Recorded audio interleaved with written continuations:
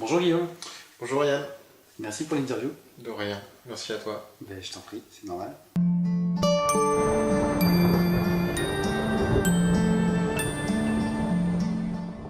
Alors, est-ce que tu peux te présenter un petit peu?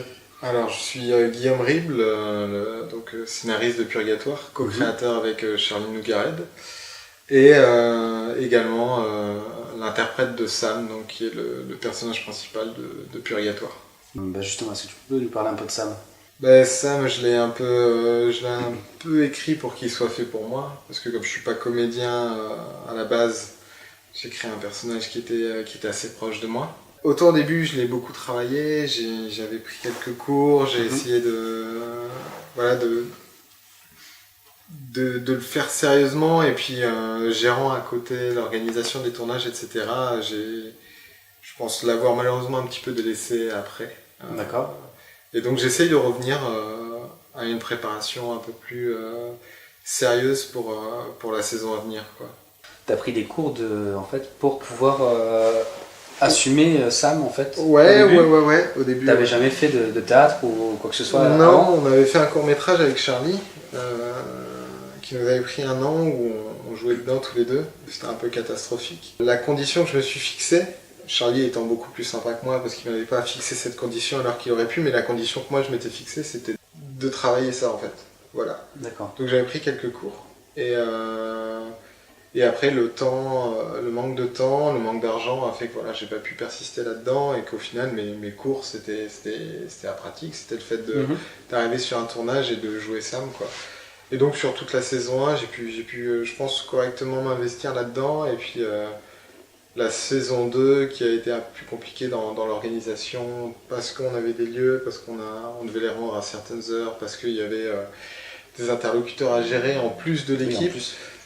Fait que étant anxieux de nature, j'avais beaucoup de préoccupations qui, je pense, enfin quand je me regarde, je suis pas spécialement content de ce que j'ai pu faire. C'est regardable, mais c'est pas, je pense que voilà. Mais c'est en même temps, c'est parce que t'as évolué, donc t'as vu un petit peu Ouais. tes soucis. Et puis c'était ton premier projet au final, enfin l'un de tes premiers projets. C'est ça, oui. Parce que, d'accord, il y a eu le court-métrage avec Charlie, mais à côté de ça, il n'y avait pas forcément autre chose. Non, il y avait rien, et c'est vrai que en fait, le fait de côtoyer des comédiens professionnels, et en tout cas des comédiens qui se débrouillent bien, je pense fait que j'ai eu un autre regard, un regard différent les années passant en fait. Parce qu'au début, on voulait juste trouver des gens avec qui on s'entendait bien pour qu'ils viennent jouer dans notre projet. On n'a pas passé de casting, on a bu un verre avec eux, on a vu si ça collait, si le feeling passait. Et je me suis rendu compte au fur et à mesure des tournages de Purgatoire de l'importance qu'avait le jeu d'acteur, de l'importance d'avoir une direction d'acteur. Je ne sais pas si on y reviendra. Tu me parles de ta performance pour l'interpréter, mais ton rapport humain, on va dire, avec lui. Comme j'ai dit, Sam, je l'ai écrit pour qu'il me ressemble, mais il y a une caractéristique assez particulière dans Purgatoire que, en fait, Sam a été décliné de deux manières différentes, en fait.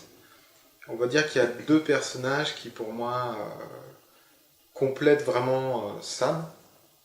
Je dirais pas, je laisserai les gens aller voir la saison 1 et 2 pour comprendre ce que je dis, en fait, ça s'attise un peu, mais donc je me suis gardé en fait la partie qui m'était la plus accessible en termes d'humanité. En fait, je pense qu'il y a toujours ce qu'on présente aux gens, enfin la façade qu'on peut présenter, qui est on essaie d'être diplomate, ça, mais au final c'est quelqu'un d'assez diplomate, d'assez patient par rapport à ce qu'il peut vivre, jusqu'au moment où il s'énerve. Il y a des moments où il pète un câble, comme ça peut arriver à tout le monde.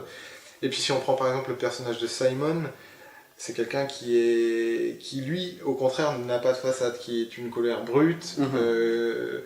Et du coup, par exemple, ces deux personnages, pour moi, sont complémentaires. C'est un peu l'ambivalence de ce que je peux être, moi, humainement, entre ce que je peux montrer et ce que je peux renfermer, quoi. Comme tout le monde, je pense, d'ailleurs. Par rapport à la série, donc, tu vois, tu as fait le scénariste, et Charlie, lui, c'est le réal. Tout à fait, ouais. Voilà. Je pense que l'erreur qu'on fait quand on débute un projet, c'est de vouloir réaliser, écrire, jouer, tout faire, quand on n'a pas de connaissances. Donc déjà, moi, je considérais que j'en prenais assez.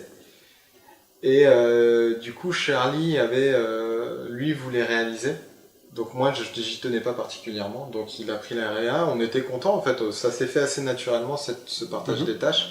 Surtout qu'il a quand même toujours eu un regard sur le scénario, des propositions à faire. Il jouait un peu le rôle, lui qui connaissait toute l'histoire dès le début, avait un peu le rôle du conseiller qui appuie là où ça fait mal, qui peut relever des incohérences scénaristiques, etc., ou faire des propositions. Il y avait la vie extérieure. C'est ça exactement. Puis il a rajouté des petites choses au moment du tournage, des idées de scène qui ont bien fonctionné. Donc voilà, on s'est complété de cette manière-là. Ouais.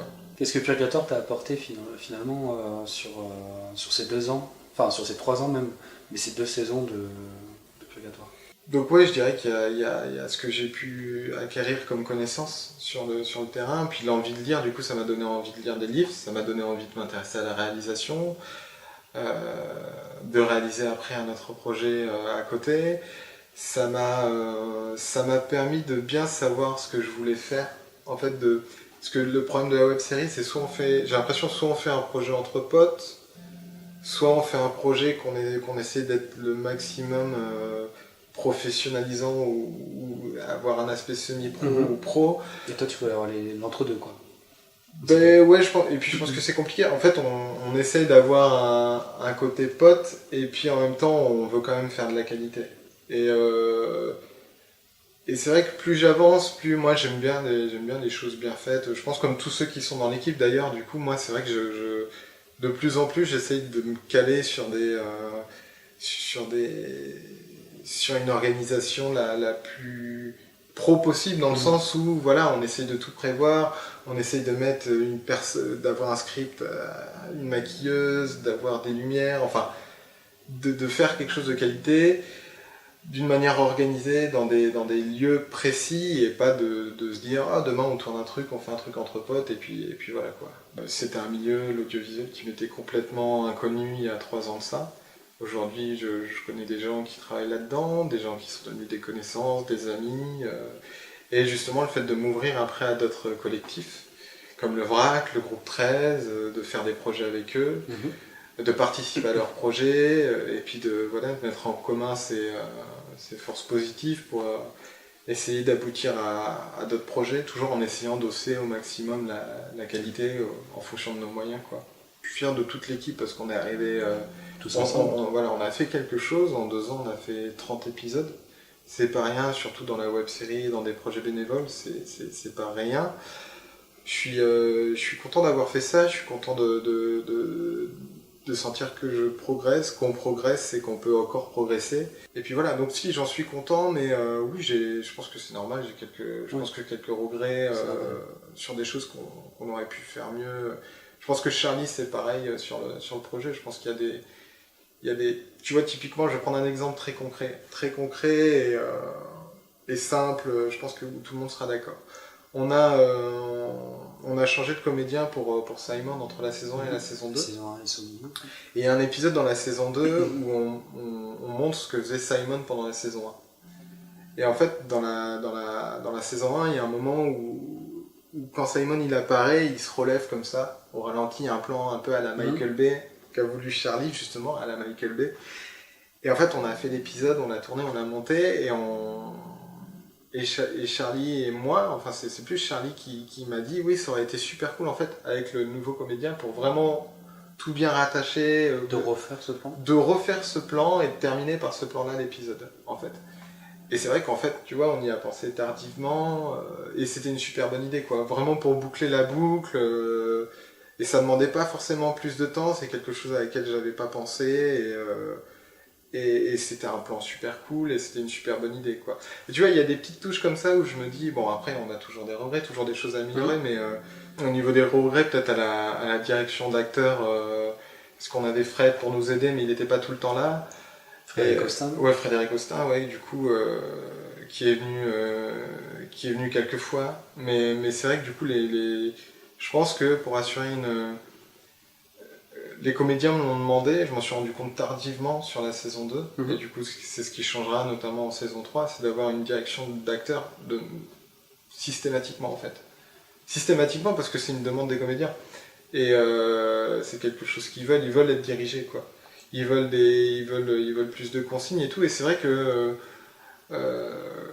on les laissait en roue libre parce qu'ils sont doués, parce qu'ils avaient pris leur personnage dans le courant de la saison 2, etc. Parce que aussi, vous ne vous sentiez pas forcément légitime de leur dire que, voilà, étant donné que vous débutiez, il y a peut-être aussi un peu de ça, non? Alors il y a deux choses déjà, ouais, il y a moi c'est ça, puis je joue dedans, donc je suis pas comédien, donc je vais pas aller expliquer, tu vois, à Manu, David, Camille, je vais pas tous les citer, mais comment ils doivent jouer, parce que je me sentais pas légitime. Même si aujourd'hui ils m'ont dit que ça leur poserait pas de problème, parce que je pense qu'il y a un rapport de confiance qui s'est établi, Ouais. et que pour eux c'est très clair qu'étant scénariste, si je voulais, je pourrais le dire. Et la deuxième chose, c'est que Charlie, s'occupant du cadre, c'est vrai qu'il avait dit qu'il est très concentré sur le cadre, sur les mouvements de caméra, donc pour vérifier le jeu, c'était plus compliqué. Toujours plus compliqué. Même si je trouve que sur la saison 2, vers les derniers épisodes, il arrivait justement, comme nous tous, tu vois, à force de faire des épisodes, à matcher les deux, quoi. Pour revenir à la question, ouais, il y a quelques regrets. Je suis très fier de ce qu'on a fait, j'en suis très content. Je trouve que c'est regardable, c'est déjà une bonne chose. On a amélioré, mais étant très sévère par rapport à ce que je fais, je pense qu'on aurait pu faire mieux encore, quoi. C'est l'occasion de se rattraper sur la 3e saison. Exactement, ouais. En dehors de ça, mais est-ce que tu as un personnage préféré? Ah ouais, carrément, ouais. Je pense que... Parce que en fait, c'est ça qui est compliqué, c'est que pour moi, encore une fois, Sam et Simon, c'est deux facettes de moi que j'ai écrit.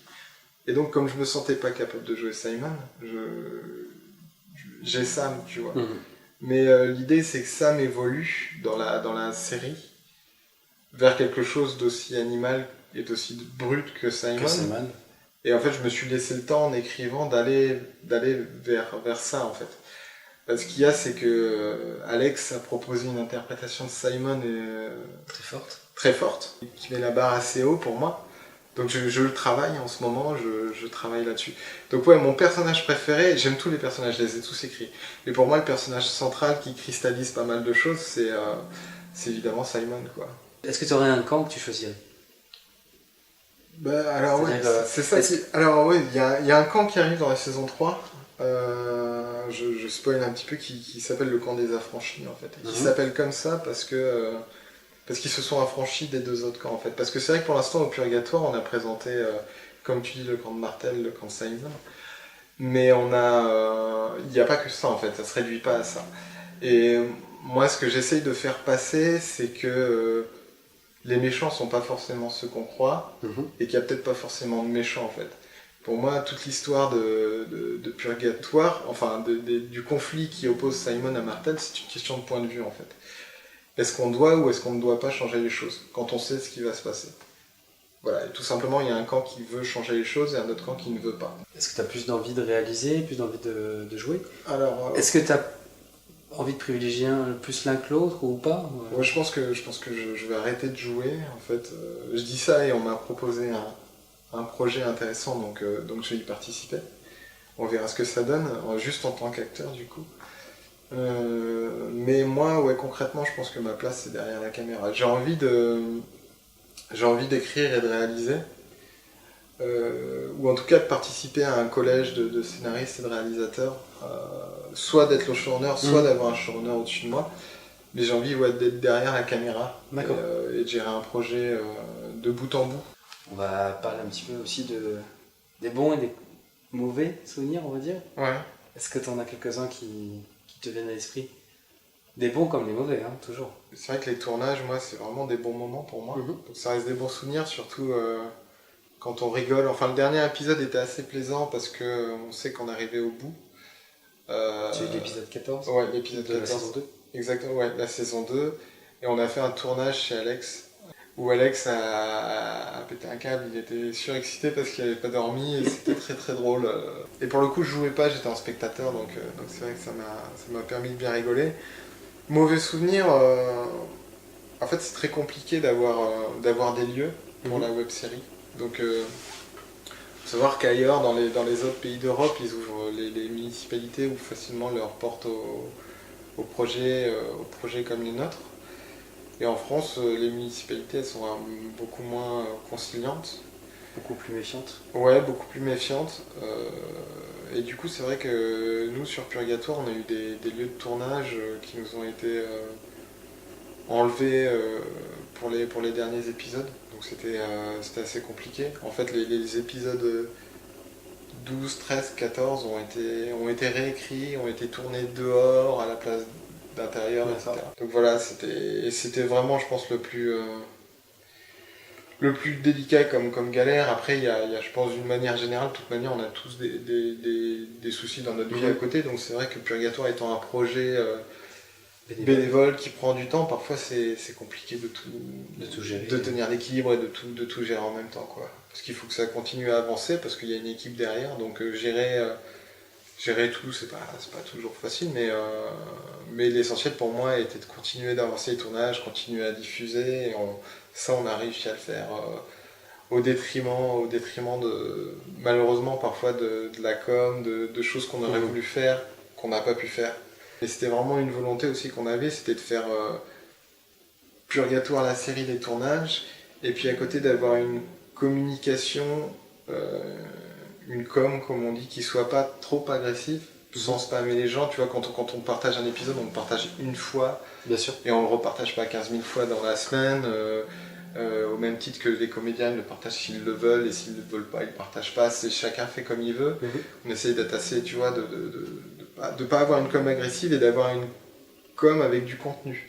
Donc tant qu'on n'avait pas de matière, tant qu'on n'avait pas de personne pour le faire, réfléchir intelligemment à ça, on avait décidé de ne pas le faire. Tu vois, par exemple, Gilles qui vient prendre des photos, c'est des photos instantanées, il se met dans un coin, il prend des photos. Quand on s'est rencontrés, il m'a présenté la façon dont il voulait faire les choses. Il avait une idée, il avait un axe de traitement pour venir prendre ses photos. De ne pas être là à tous les tournages, d'être là à différents tournages où il y a différents comédiens dans différents lieux, et d'offrir les photos qu'il nous a offert. Et à côté de ça, il y a toi qui propose du contenu, un making-of, qui essaie de montrer les backstage. Quelque chose pour conclure. Si tout se passe bien, au moment où vous regarderez l'interview, on aura repris les tournages pour la saison 3. Donc on va essayer, justement, toujours pareil, de hausser le niveau, de faire mieux, de voir où sont nos marges de progression qui ne nécessitent pas de budget supplémentaire. Et j'espère que ça vous plaira, quoi. On l'espère tout autant. On verra. Merci. Merci Yann. Et puis à bientôt. À bientôt. Ciao.